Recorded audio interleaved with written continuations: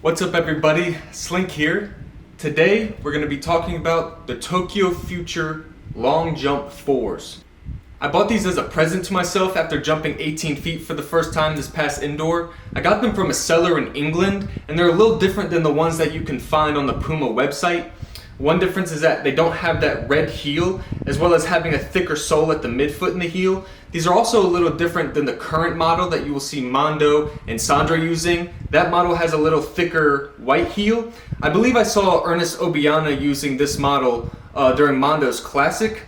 The upper is made in France with a matrix micro technology material. It is very durable.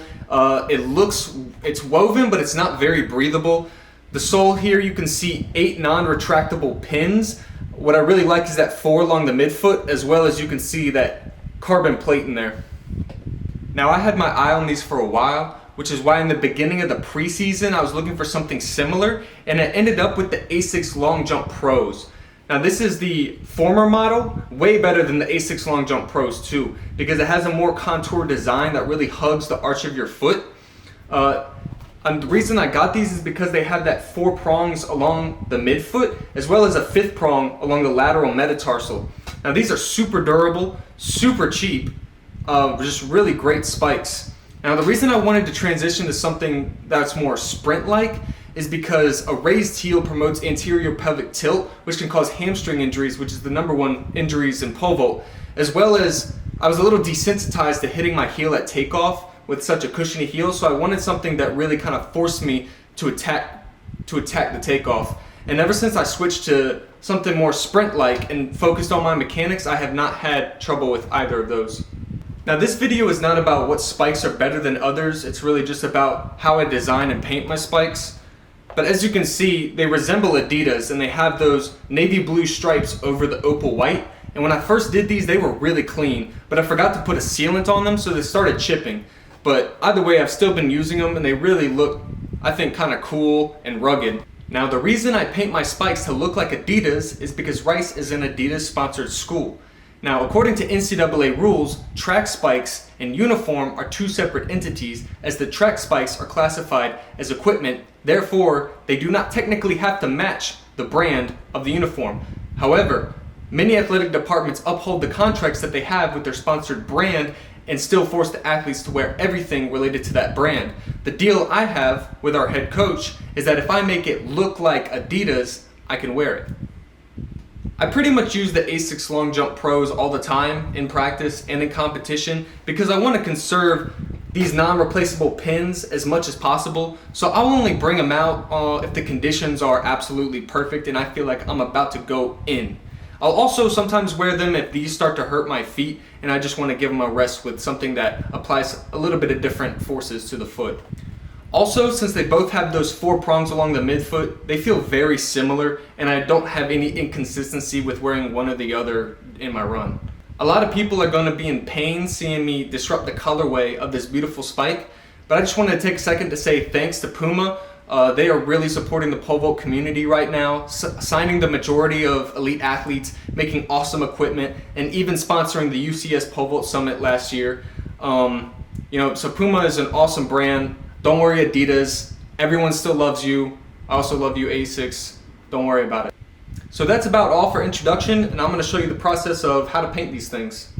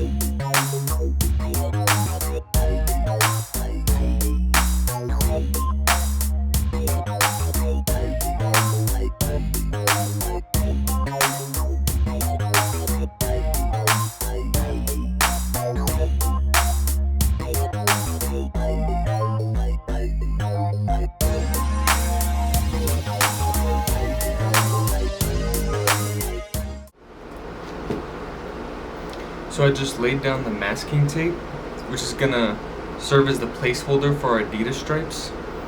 I'm gonna paint over the rest of this area white again, and when we peel off the tape, it'll show the blue stripes.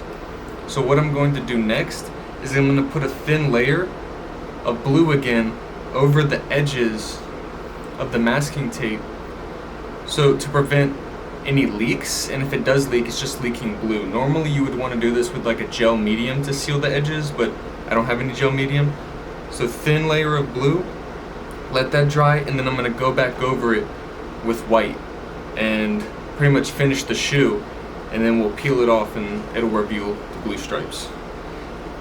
When I'm laying the masking tape, to try and get equal lines on both shoes, I usually like to find something within the shoe that you can use as a measurement. Like these shoes have these thin little lines on them, so I just counted every 2 and put a line of masking tape, so that way I know that I'm doing it in the same place on both shoes.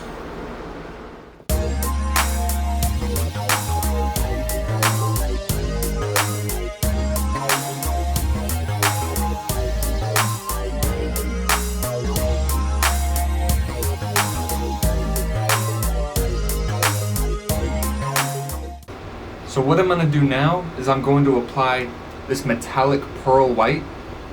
I really like the pearl over just standard white, and I'm going to apply it around the shoe in one layer and then alternate to the acrylic white and the pearl until all the tone is evened out.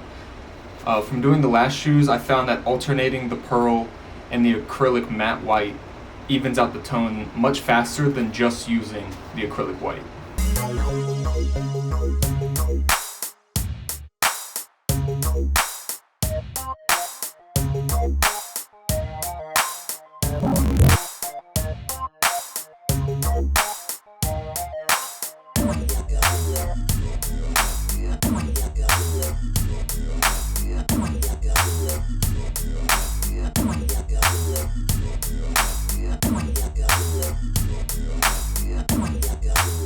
So what I've decided to do is add some pink to the opal pearl and navy blue to make it more UCS colors. This isn't the same exact kind of pink that UCS uses, but it should serve the same purpose and give up the, close enough to the colorway. I'm doing a similar method as what I did with the blue stripes, in that I put these guidelines about 1/3 of the thickness of the blue stripes, and then I'm gonna paint it in and then peel it away. I'm going to paint down the edges with opal and then do about 2-3 layers of that pink rose.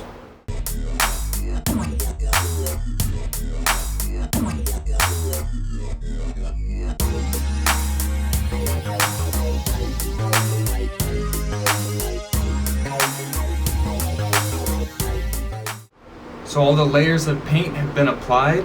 Next we're going to start rolling off this tape. Notice how I said rolling, not peeling. I actually learned this from Better Call Saul and from my personal experience. If you just rip the tape off, it's more likely to rip up the paint. So you want to take the edge and you want to roll it carefully, and that should put less stress on the paint.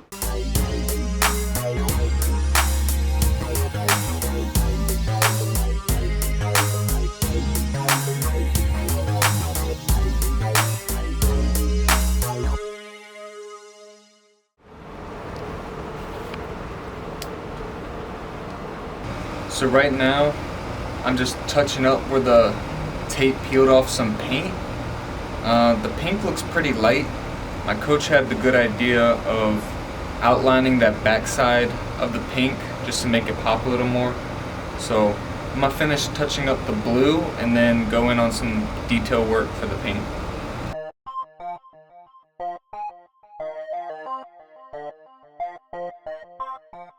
So I finally have the shoes looking how I want. The lines are fairly crisp.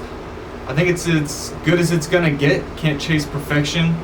So what I'm about to do is I'm about to put on this Krylon UV resistant clear acrylic coating.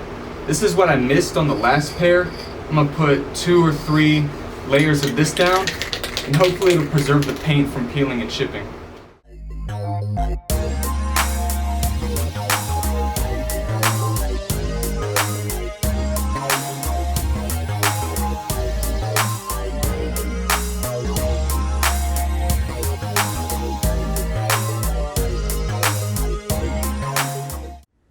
So this brings us to the end of the video. If you're still here, I just want to say thank you so much. I really appreciate it. I definitely didn't do this the most efficient way possible. So if anyone watching has experience with this kind of painting, please leave some tips and tricks in the comments so I can pick them up and maybe do this a little smoother next time.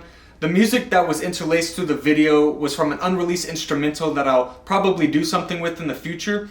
Also, if you guys have any content ideas or something you want to see from a collegiate vaulter, please leave them in the comments and I'll try and make that happen. Again, thank you so much. Make sure you stay hydrated and I will see y'all in the next one.